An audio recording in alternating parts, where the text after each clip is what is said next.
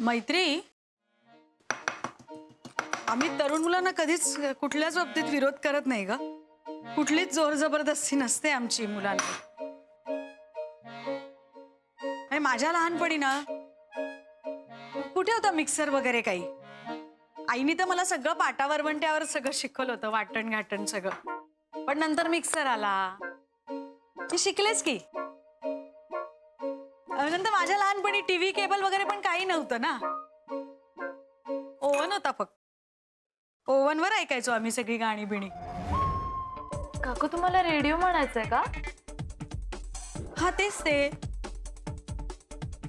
ग, म्हणजे रेडिओवरच ऐकायचो ना आम्ही सगळी गाणी बिणी. मग मला म्हणायचंय काय की काळानुसार पद्धती बदलत गेल्या आणि काळानुसार आम्ही सुद्धा बदलत गेलो.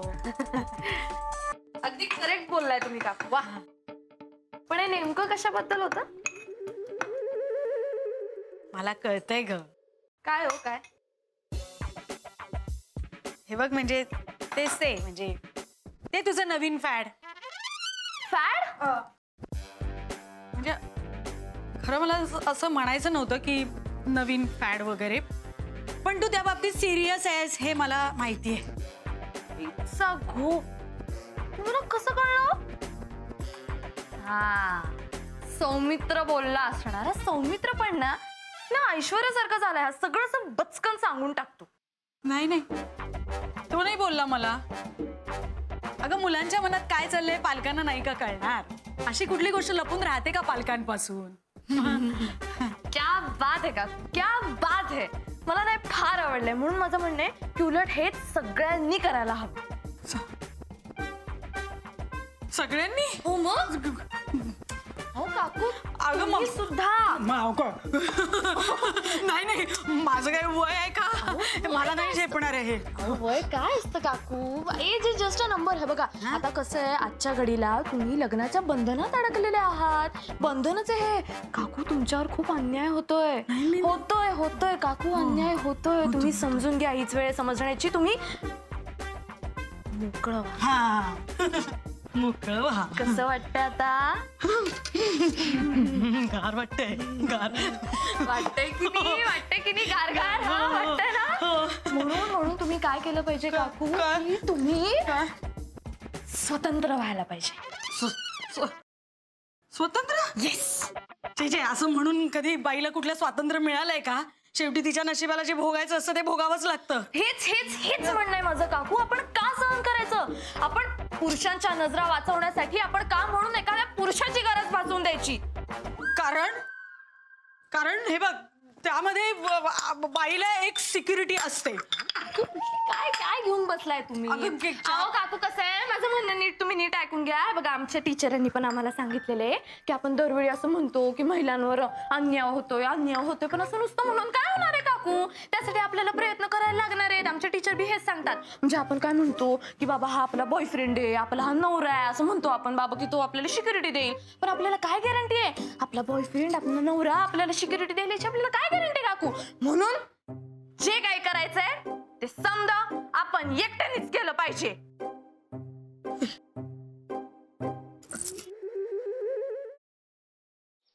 खरंच गाडी शिकायची यार. आणि मी रोज प्रॅक्टिस करते ना. प्रॅक्टिस काय तर प्रॅक्टिस करते. सांग तिला. क्लचवर पाय ठेवते आणि गाडी नुसती भुरभुर. इंडिकेटर लावा म्हणलं तर वायपर लावून ठेवते. गाडीचं स्टेअरिंग तर असं फिरवते जसं काय लहान पोरांची गाडी आहे. बासा, खूप झालं. मी तुम्हाला इथे मदत मागायला आली आणि तुम्ही मलाच डिस्करेज करू नका.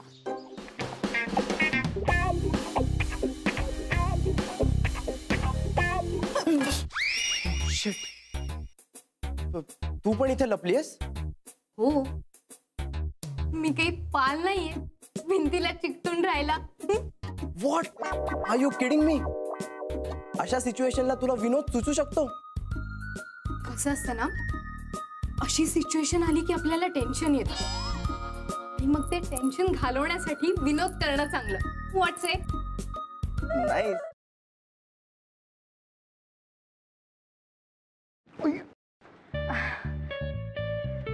सॉरी. It's okay.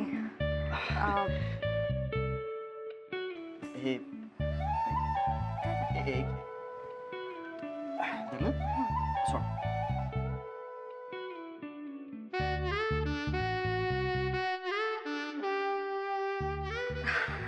अरे थँक्यू.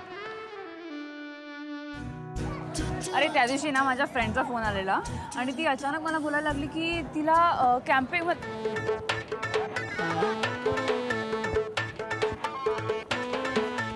काय करतोयस?